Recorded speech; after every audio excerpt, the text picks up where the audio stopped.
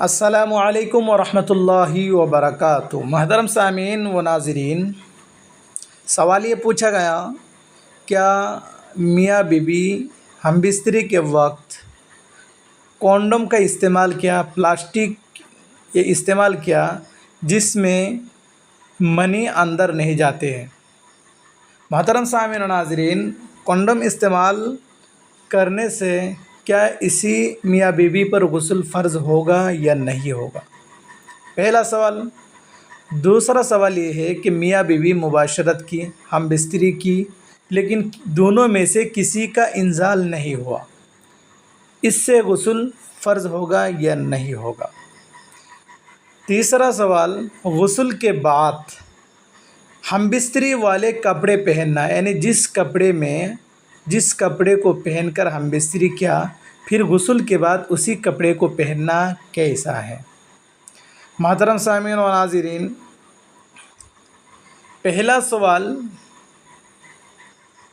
اور دوسرا سوال کا جواب، اگر مباشرت کے دوران مرد عورت دونوں فارغ نہ ہو، اگر مرد کے اعلیٰ تناسل کا صرف حشفہ یعنی آگے کا جو حصہ ہے مرد کا، وہ حصہ عورت کی شرمگاہ میں داخل ہو جائے تو بھی غسل واجب ہو جاتا ہے، چاہے انزال ہو یا نہ ہو، اور اگر مذکورہ حصہ داخل نہ ہوا ہو تو غسل واجب نہیں ہوتا جب تک کہ انزال شہوت کے ساتھ منی خارج نہ ہو جائے۔ یعنی اگر میاں بیوی آپس میں اس طرح ملے کہ ان دونوں کی شرمگاہیں ایک دوسرے سے صرف مل جائے لیکن دخول کچھ نہ ہو اور انزال بھی نہ ہو، تو اس سے ان دونوں میں سے کسی پر غسل واجب نہ ہوگا۔ مسئلہ یہ ہوا کہ انزال ہو یا نہ